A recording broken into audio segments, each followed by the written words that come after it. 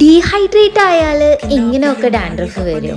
നമ്മുടെ body dehydrate ആയാൽ അത് നമ്മുടെ സ്കാൽപ്പിനെയും ബാധിക്കുന്നത്. ഈ ഒരു ക്ലയന്റിന് ഡാൻഡ്രഫിന്റെ ഒരു സിവിയർ കണ്ടീഷൻ ആയിരുന്നു. ആളുടെ സ്കാൽപ്പ് കംപ്ലീറ്റ്ലി ഡ്രൈ ഡാൻഡ്രഫ് ആണ്. ആള് ഫുഡ് കഴിക്കുമ്പോൾ മാത്രം വെള്ളം കൺസ്യൂം ചെയ്യുന്നത്. നോർമലി ഒരു ഹ്യൂമൻ ബോഡിക്ക് 20 kgക്ക് 1 ലിറ്റർ ഓഫ് വാട്ടർ ആണ് വേണ്ടത്. ഈ കുട്ടി 80 kg ഉണ്ട്.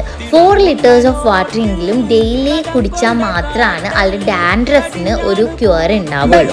ആള് 1 ലിറ്റർ വെള്ളം പോലും കറക്റ്റ് ആയിട്ട് കുടിക്കുന്നില്ല. അതിന്റെ ഇഷ്യൂസ് ആളുടെ സ്കാൽപ്പിൽ നല്ലോണം കാണുന്നു. പിന്നെ ഡാൻഡ്രഫ് ട്രീറ്റ്മെന്റ് എന്നുള്ളത് ഒറ്റ സിറ്റിംഗിൽ മാറുന്ന ഒരു കണ്ടീഷൻ അല്ല. നമ്മൾ സിറ്റിംഗ് വൈസ് ഏത് ടൈപ്പ് ഡാൻഡ്രഫ് ആണെന്ന് നമുക്ക് നോക്കിയിട്ട് വേണം നമ്മൾ കൺസൾട്ട് ചെയ്തിട്ട് ട്രീറ്റ്മെന്റ് എടുക്കാം. ഈ ആൾക്ക് ഡ്രൈ ഡാൻഡ്രഫ് ആയതുകൊണ്ടും ആൾക്ക് സെക്കൻഡ് വീക്കിൽ തന്നെ നെക്സ്റ്റ് സിറ്റിംഗ് എടുക്കേണ്ട ആവശ്യമുണ്ട്.